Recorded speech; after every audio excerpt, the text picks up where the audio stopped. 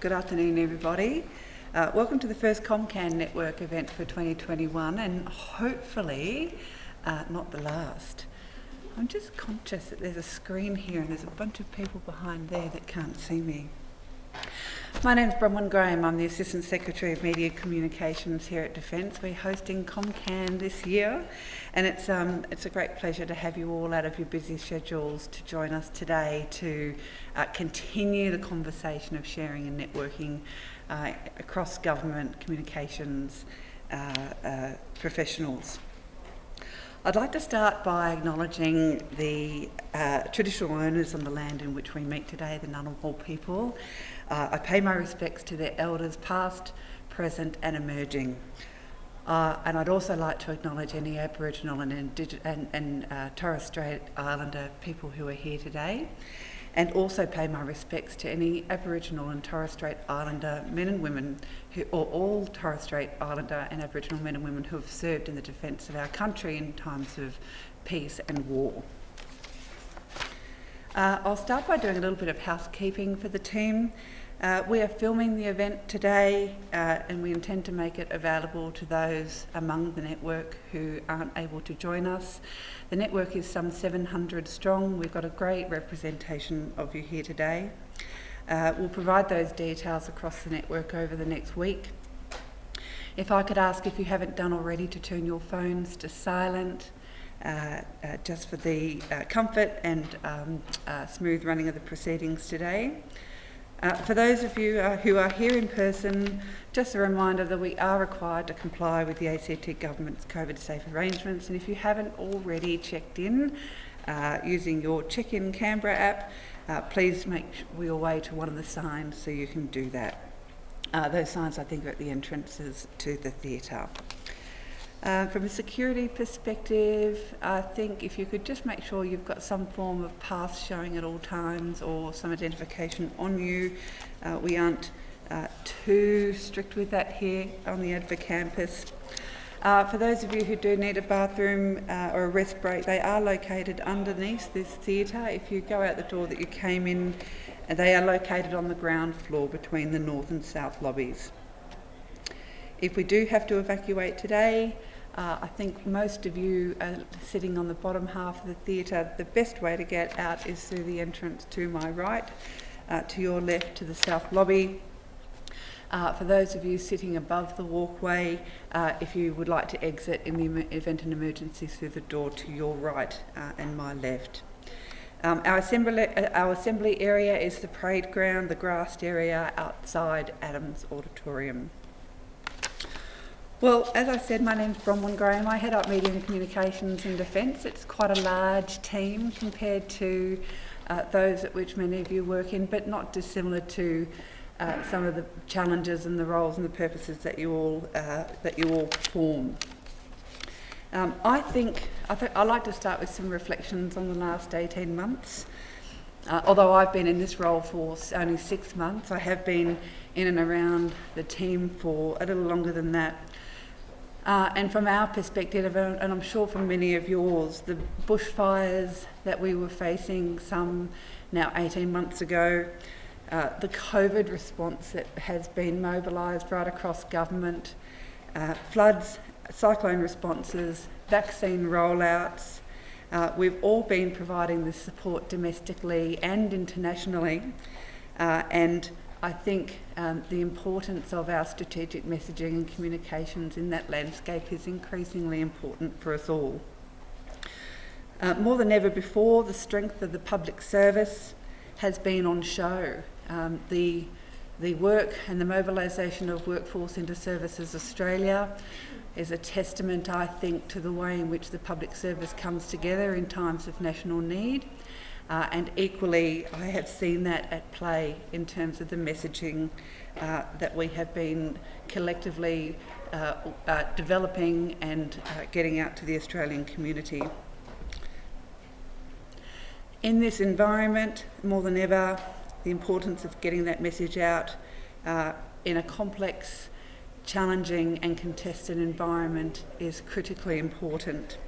And as I reflect on the last 18 months, the unprecedented impact that these events have had on the communities that we live in, disinformation campaigns that are working against the messaging that we are all working towards, has been two features that have been creating this complex and challenging environment. For Defence, and I'm sure for you, getting your good news stories out while responding to the issues of the day remains an ever-present challenge. We've got, of course, the forthcoming election adding to the world that we operate in, and certainly for Defence, and I'm sure for you, an increased public debate on transparency in government. You only have to work in media and communications, an FOI team, or in a Senate estimates area to understand the increasing challenges that this is putting on the public service.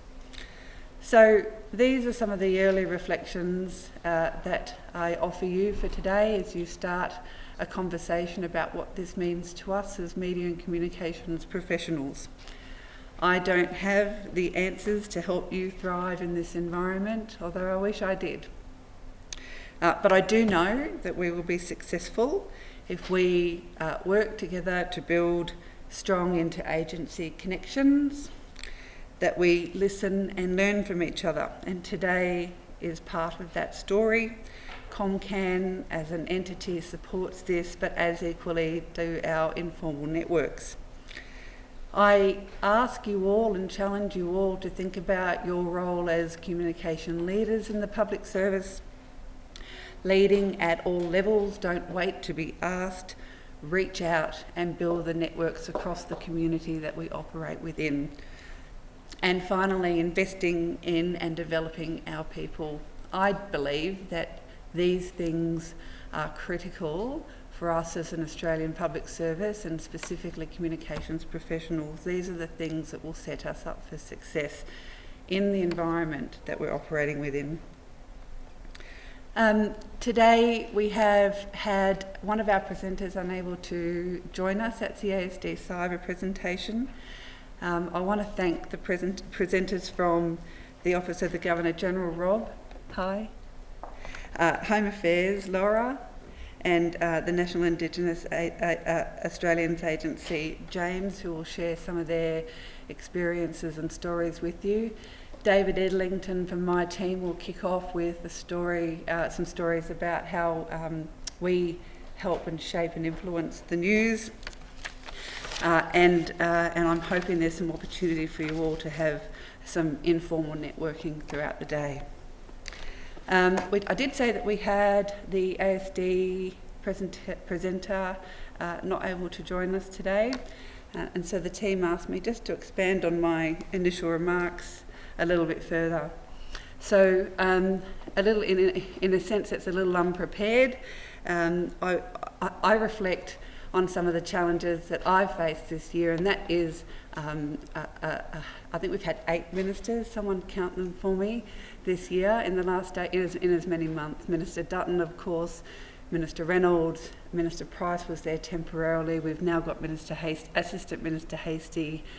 We've had 2 Defence personnel ministers in Chester and G, and of course Minister Price has continued as a stable force right through that period.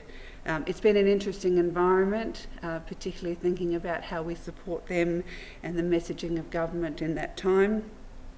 And we've had some great highs and lows over the last 6 months in the course of this year. We've had a massive exercise with Talisman Sabre, and I don't know if any of you are following our stories on social media, and if you are interested, I do commend you to have a look at our social media pages on Exercise Talisman Sabre. There's some great imagery and some fabulous stories coming through on what Defence does in preparing for and supporting the defence of our nation. We've had Operation Fiji Assist, where a contingent of Army, Navy and Air Force personnel deployed on Christmas Eve to go to Fiji to support the cyclone recovery over there, and that was a remarkable story for us and a great way for Defence to showcase the work that we do. We've had also HMAS Anzac as it was coming back from deployment recently, turning in towards port where their families were waiting on the dock, having to turn around and go back out into the Indian Ocean to rescue 20 Indonesian fishermen. These were all fabulous events that have been an opportunity for us to showcase all the work that we do as a defence organisation, and it's just a testament, I think, to the men and women of the Australian Defence Force, but also the media and communications professionals that we have in our team who turn those events into a way in which we can communicate and share that with the Australian people. And I know for one, I'm particularly proud to work in this organisation and be part of that team. So without any further ado, I might invite David Edlington up to start, perhaps to continue that theme and talk to you about how we create and tell the stories of defence. Thank you.